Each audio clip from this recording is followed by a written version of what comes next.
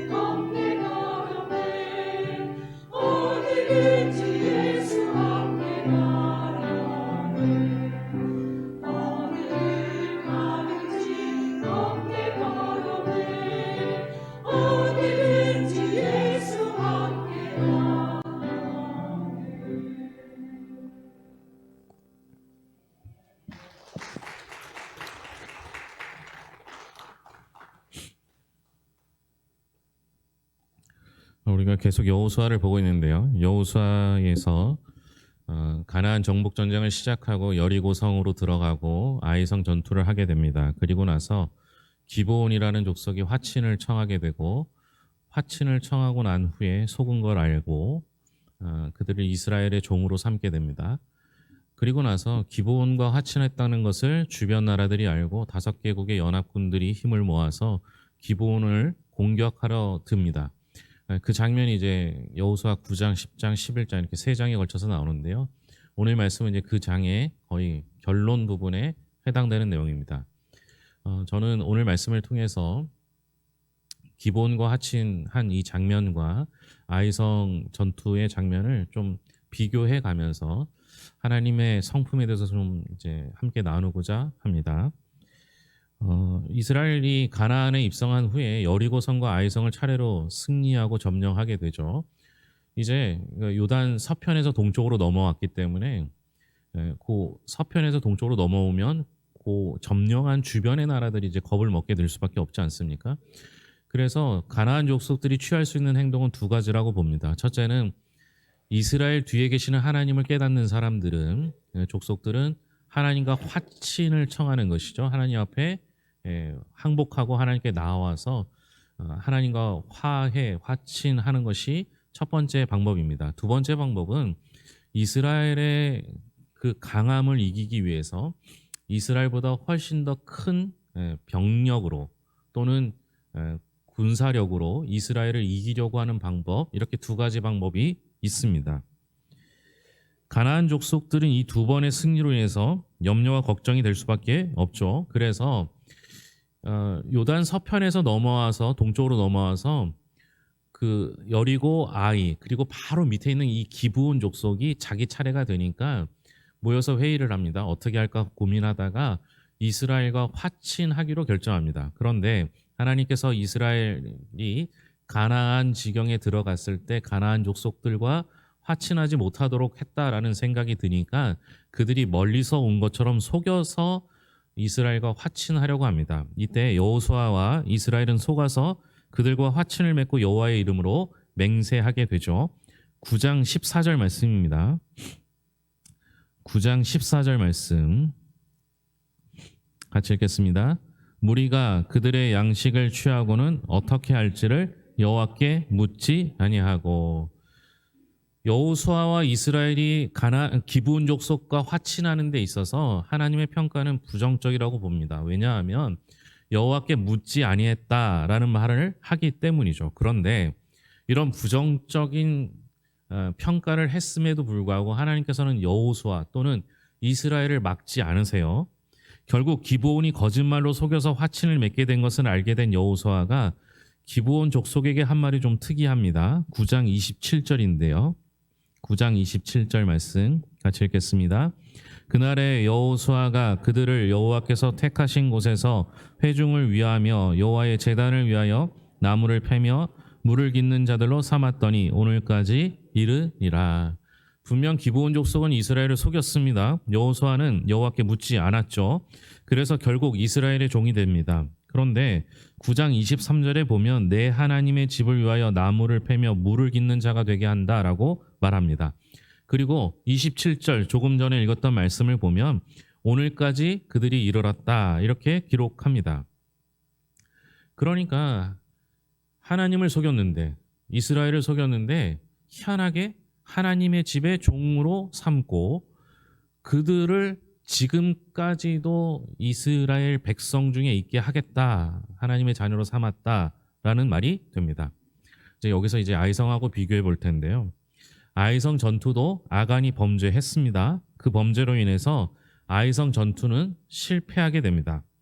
여리고성 전투는 하나님의 명령대로 행했다가 아이성에는 하나님께 묻지 않고 전투를 했다가 실패했습니다.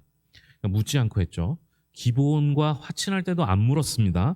그런데 기브온은 이스라엘에 편입됐고 아이성에서는 실패했습니다. 결과가 너무 다르죠. 7장 1절을 살펴보겠습니다. 7장 1절입니다.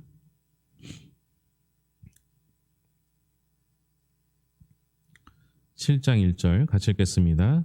이스라엘 자손들이 온전히 바친 물건으로 말미암아 범죄하였으니 이는 유다 지파 세라의 증손 삽디의 손자 갈미의 아들 아간이 온전히 바친 물건을 가졌음이라.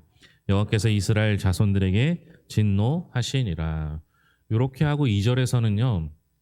여호수아가 아이성에 정탐꾼을 보냅니다. 모세가 가나안 땅에도 정탐꾼을 보냈고 여호수아가 여리고성에도 정탐꾼을 보냈으니까 정탐꾼을 보내는 건 이상한 일이 아닙니다. 그런데 성경에서는 정탐꾼을 보내기 전에 7장 1절을 통해서 알려주는 말이 있습니다.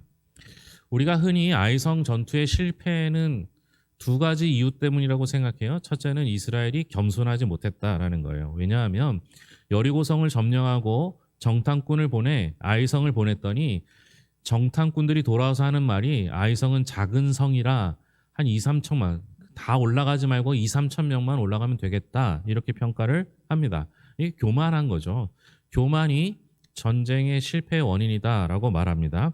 또 하나님께 묻지 않고 아간의 범죄로 인해서 실패했다라는 것도 말합니다. 둘 다 맞는 말이에요. 틀렸다는 말이 아닙니다. 그런데 우리가 살펴봐야 되는 것은 아이성을 정탐하는 게 별로 중요하지 않았다라는 겁니다. 우리가 살아가는 삶도 마찬가지입니다.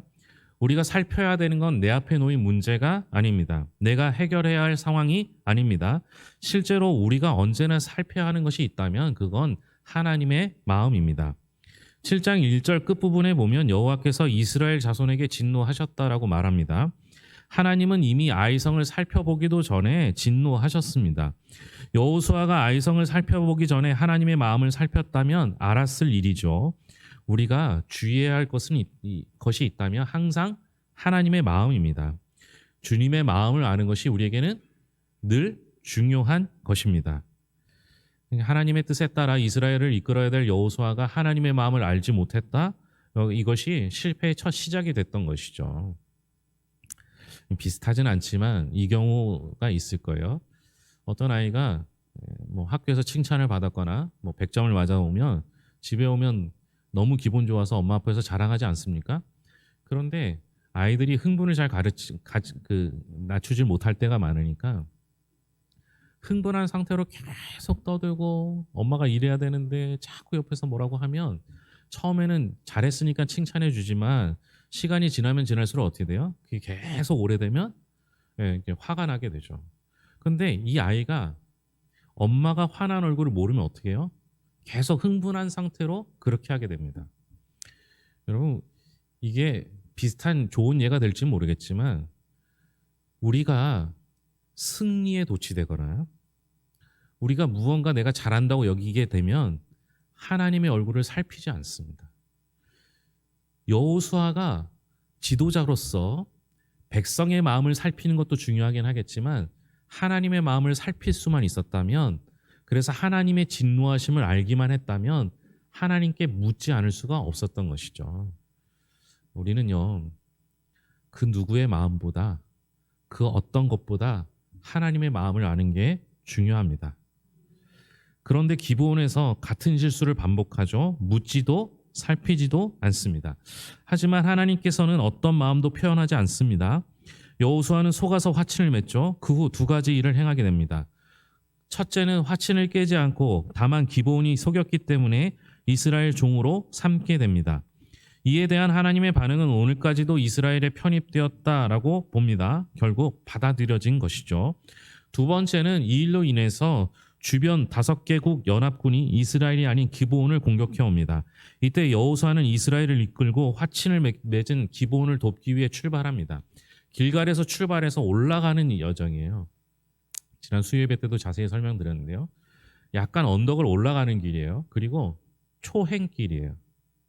그리고 밤길이었죠. 모든 게 불리합니다. 여호수아는 의문이 들었을 수도 있어요. 내가 속여서 화친을 맺었는데 과연 이들을 도와줘야 되나? 이렇게 돕는 게 맞는 일일까? 심지어 너무 급한 상황이기 때문에 하나님께 물을 시간도 없는 거예요. 그런데 결국 그 길을 올라갑니다. 그런데 이게 7절, 8절, 9절에 이제 10장 7절, 8절, 9절에 이 얘기가 나오는데요. 7절부터 9절 사이에 8절에서 하나님이 말씀하신 것이 기가 막힙니다. 10장 8절입니다. 같이 읽겠습니다. 그때에 여호와께서 여호수아에게 이르시되 그들을 두려워하지 말라. 내가 그들을 내 손에 넘겨 주었으니 그들 중에서 한 사람도 너를 당할 자 없으리라 하시니라. 하나님께서 걱정과 염려와 근심 가운데 기브온을 돕기 위해 올라가는 그 여호수아에게 하신 말씀이에요. 아직 도착하기도 전에 하나님께서 내가 그들을 너희 손에 붙이겠다 말씀해 주세요. 다 주겠다고 말씀하시죠. 자, 제가 아이성과 비교한 이유는 딱 한 가지예요. 아이성 전투에도 하나님께 묻지 않고 전쟁했기 때문에 실패했고요. 기브온과 하천할 때도 하나님께 묻지 않고 일을 해요. 그런데 결과는 달라요. 아이성은 실패한 후에야 하나님의 음성을 듣고 범죄한 아간을 제하고 나서야 승리를 해요. 그런데 기브온은 올라가지도 않은 상황 속에서 하나님께서 여호수아를 위로하고 그에게 승리를 약속해 주세요. 무슨 차이일까요? 한 행동은 똑같아요. 하나님께 묻지 않았어요. 그런데 결과는 달라요. 여러분, 우리가 한 행동에 대해서 하나님의 일관성이 있으셔야지 우리가 예측할 수 있는 거 아니에요. 그런데 하나님께서는 어떤 경우에는 승리를 해주시고 승리케 해주시고 어떤 경우에서는 실패하게 하세요. 우리 하나님 변덕스러운 하나님인가요? 우리 하나님이 만약 변덕스러운 하나님이라면 우리가 어디에 맞춰서 행해야 하겠습니까? 이런 고민 안 해보셨어요?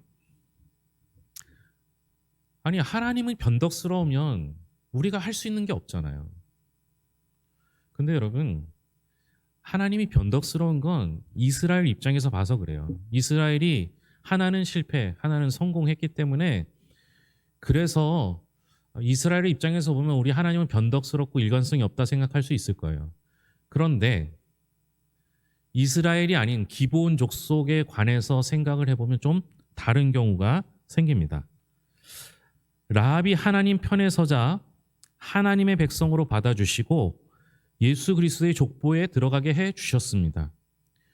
기브온이 비록 속인 것은 잘못이지만 그들이 하나님 편으로 들어오려고 하자 하나님께서는 받아주시고 구해주시고 심지어 오늘날까지 하나님의 자녀로 받아주셨습니다. 이게 하나님의 일관성이에요. 무슨 얘기냐? 하나님은요, 이방인이든지 악한 사람이든지 잘못한 사람이든지 범죄한 사람이든지 하나님 앞에 손들고 항복하여 나오는 어떤 사람도 내친 적이 없으세요. 하나님께 내가 나아오기만 하면 하나님은 다 받아주시고 하나님의 자녀로 삼아주시는 게 하나님의 일관성이에요. 이게 왜 중요합니까? 그래서 내가 하나님의 자녀가 될 수 있는 거예요. 그래서요. 왜요? 여러분, 내가 아무리 악한데, 내가 악하고 하나님도 잘 모르고 하나님을 반대했던 사람이에요. 그런데 그 이유가 해결되지 않다 할지라도 하나님께로 나아오기만 하면 하나님은 받아주신다는 거예요. 그래서 여러분의 모습과 상관없이 손들고 나오는, 하나님 앞에 항복하여 나오는, 하나님께 화친하기 위해 나오는 모든 사람들은 그 방법과 상관없이 하나님은 다 받아주시는 거예요. 받아주시는 분이 하나님이시기 때문에 나오는 방법은 우리가 판단할 일이 아니에요. 더한 짓을 했더라도 우리 하나님은 받아주신다는 거예요. 여러분, 이거는요, 내가 가지고 있는 죄악이 아무리 크다 할지라도 하나님의 사랑은 그것보다 훨씬 커서 우리의 악함을 덮고도 남음이 있는 거예요. 그래서 하나님은 우리를 받아주시는 거죠. 하나님께서는 하나님을 향해 손들고 나오는 그 누구도 내친 적이 없으십니다. 하나님께 긍휼을 구하는 일을 다 받아주셨습니다.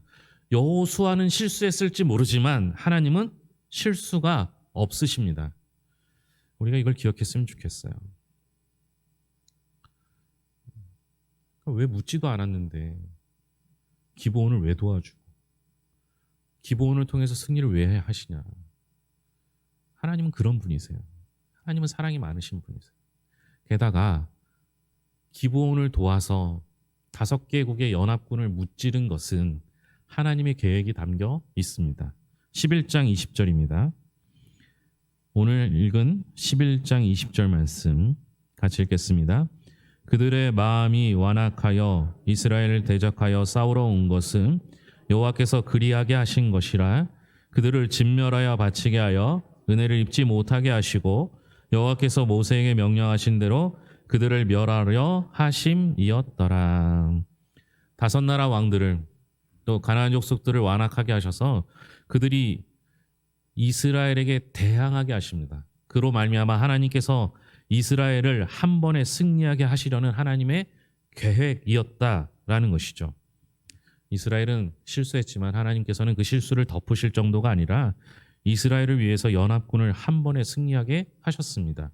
이 승리로 말미암아 가나안 정복 전쟁의 시간은 단축되었고 이스라엘의 힘은 비축될 수 있었습니다. 가나안 정복을 더 수월하게 해나갈 수 있었던 것이죠. 왜 그렇게 하셨냐? 20절에 보면 오늘 제목대로 여호와께서 모세에게 명령하신 대로 그들을 멸하려 하셨기 때문입니다. 지금은 여호수아의 시대입니다. 하지만 하나님께서는 모세에게 명령한 것을 기억하셨습니다. 모세와의 언약대로 행하셨습니다. 모세는 죽었지만 하나님은 죽지 않으셨습니다. 모세와 언약을 했기 때문에 모세는 그 언약을 지킬 수 없을지 모르지만 하나님은 그 언약을 기억하시고 신실하게 행하셨습니다. 비록 여호수아 시대일지라도 하나님은 한 번 하신 언약을 그 세대뿐이 아니라 영원토록 기억하시고 이루시는 분, 그분이 우리 하나님이 되십니다. 이 말은 이미 오래전에 행하셨던 그 언약도 우리를 통해 이루실 것이라는 것입니다. 이 말은 우리와 했던 언약도 우리 다음 세대에게도 그대로 이루실 것이라는 말입니다. 그 하나님은 신실하시고 성실하십니다. 하나님은 실수가 없으시고 실패가 없으신 분이 우리 하나님이 되시는 것이죠. 오늘 말씀을 통해서 우리 하나님은 하나님께로 나오는 자는 그 모습 그대로 다 받아주신다는 사실을 기억하시고 그 어떤 약속이라도 땅에 하나 떨어지지 아니하고 하나님께서 그 약속을 지키신다는 사실을 가슴속에 새겨 올해 한 해를 믿음 가운데 살 수 있기를 소망합니다. 기도하겠습니다. 하나님 아버지 감사합니다. 이스라엘이 하나님께 묻지 않고 기브온과 화친했을지라도 하나님은 하나님께로 나오는 이들을 반드시 받아주십니다. 우리 역시 아무리 악한 죄를 지었을지라도 우리 주변에 아무리 사람들의 손가락질을 받는 사람이 있다 할지라도 그들이 손들고 주께로 나오면 주님께서 다 받아주시고 심지어 하나님의 자녀로 삼아 주실 줄로 믿습니다. 그 하나님의 일관성을 믿고 은혜를 구하며 나오는 자들이 날마다 더하게 하여 주시옵소서.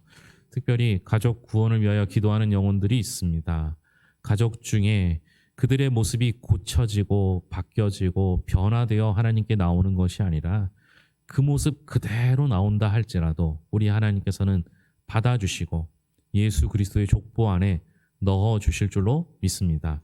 가족 구원을 위한 기도 멈추지 않게 하시고 포기하지 않게 하셔서 결국 온 가족이 구원받는 참된 기쁨을 누리게 하여 주시옵소서. 더불어 하나님께서는 우리의 실수까지도 사용하셔서 하나님의 계획으로 바꾸어 주시고 참된 기쁨과 승리의 환희를 맛보게 하실 줄로 믿습니다. 우리는 실패할 때도 실수할 때도 넘어질 때도 있지만 우리 하나님께서는 단 한 번도 실패하지 아니하시고 실수하지 않으셨습니다. 그래서 우리의 실수까지도 사용하셔서 승리로 바꾸시는 분, 슬픔을 기쁨으로 바꾸시는 분인 줄로 믿습니다.